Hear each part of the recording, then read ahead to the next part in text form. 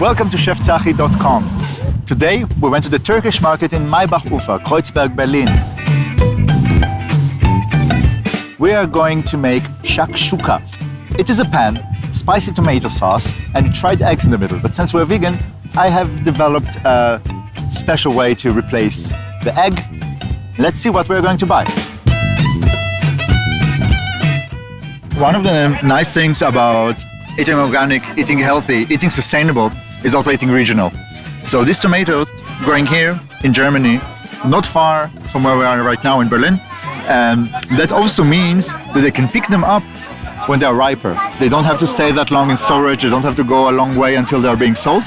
And these ones are really ripe and they will be a great base for our shakshuka. There are 4 kinds of chili here. Those are the jalapenos. Have a very strong sweet peppery flavor. They will give this peppery flavor but also the spiciness. On the other hand, these ones will have this green pepper flavor. We're going to make this shakshuka really spicy. So we're going to take a little bit of each and that will make a little nice party in our mouth. Now in the spring is the season of the fresh garlic and I'm really happy we found it in the market. It's gonna give what we cook a really nice and fresher flavor. So, we start to make a shakshuka. Before we go to the pan, before we put anything on the fire, we will start making the egg replacement. When you make an omelette, you make it with chickpea flour that makes a very nice texture. But for a shakshuka, you want it to be a bit more gooey, a bit softer. So we will use a mixture of 2/3 chickpea flour, 1/3 tapioca. This chickpea flour is an Indian brand. It's called gram flour. This one is not roasted and it's ground very fine. That will be good both for the texture and for the flavor that won't be too dominant. This is tapioca starch.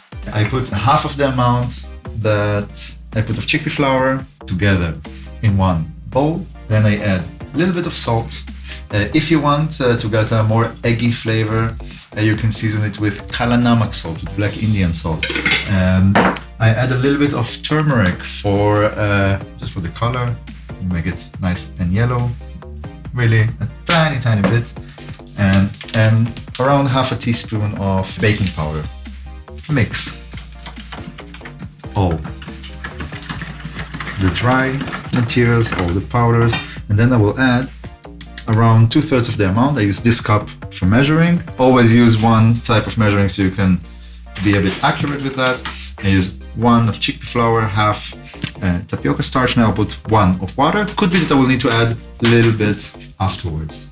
Stir it really fast. Don't let it stand, otherwise you will have some lumps in it.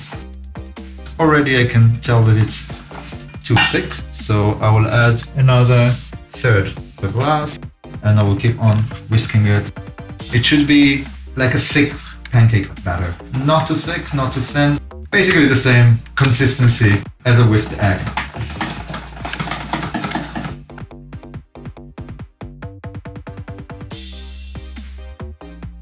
Before we reach the tomatoes, which are the main ingredient here, before we reach the chilies that will give it a nice spiciness, we will start with the garlic.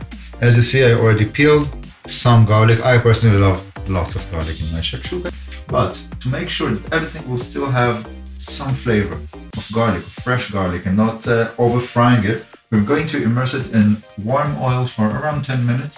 I'm going to press it using this magnificent machine, then put it in olive oil in the pan for around 10 minutes for a very slow simmer. Then I'm going to add the spices, and on that I will put the chilies and tomatoes, so the sauce will basically create an emulsion with that oil that is already so strong connected with the garlic. Then you have like the flavor of garlic will paint everything afterwards.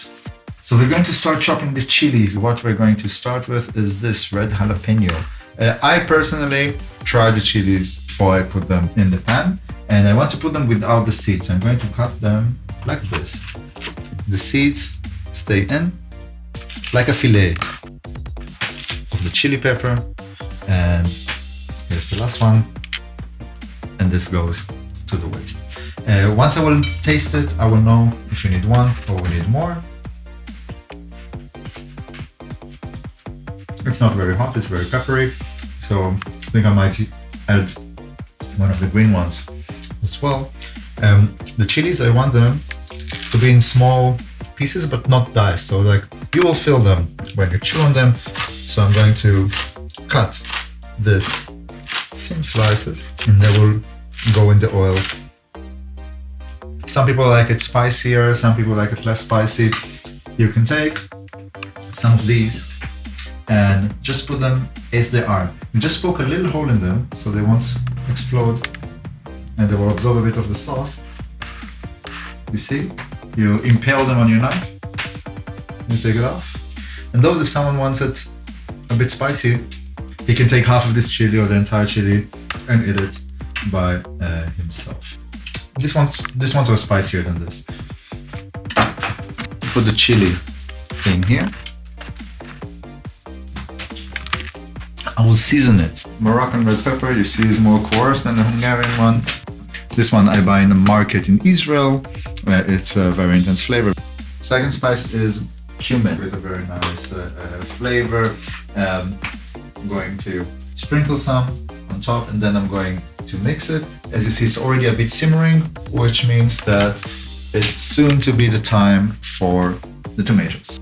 It's good to use very ripe tomatoes, very red tomatoes. You can also use tomatoes that are already a bit too soft for salad that you have in the fridge. In this case, I of course use the tomatoes we bought earlier in the market.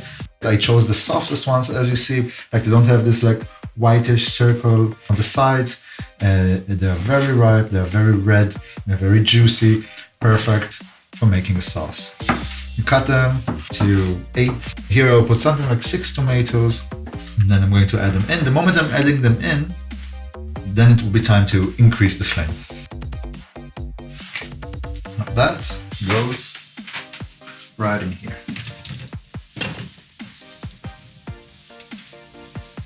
Now with the tomatoes, it's time for salt. The salt makes the tomatoes sweat. They lose their liquids. The liquids are then mixed with the oil that is, as you remember, already flavored with garlic and spices.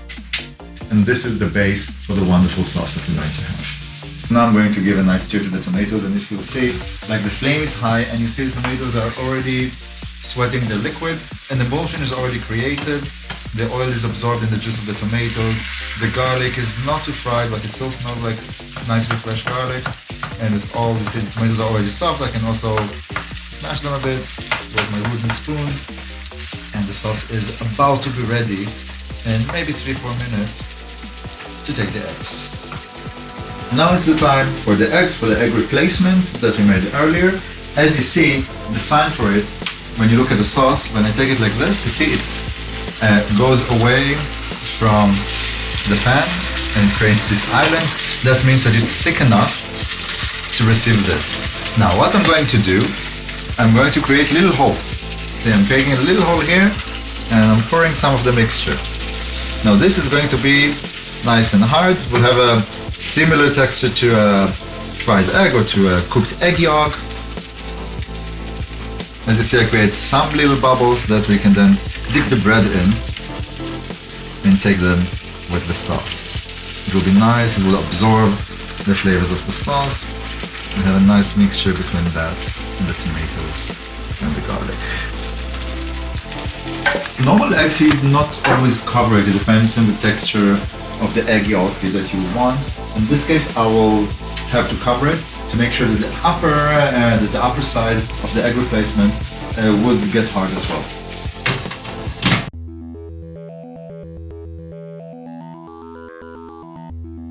So it has been something between 5 to 10 minutes. You can see that it's ready because the upper part here is already getting a bit solid. That's it. We have a nice fresh loaf of white bread and we're going to take it to the table. So the shakshuka is ready. Good shakshuka you eat with the bread out of the pan. You don't need plates for that, doesn't matter how many people you are. I hope you enjoy it and I hope it will be easy for you to follow the instructions. You can find the full recipe under my website in this address. You can also subscribe and get updates regarding new recipes in my blog. You can also follow me in Facebook or in Twitter. That's it. Goodbye.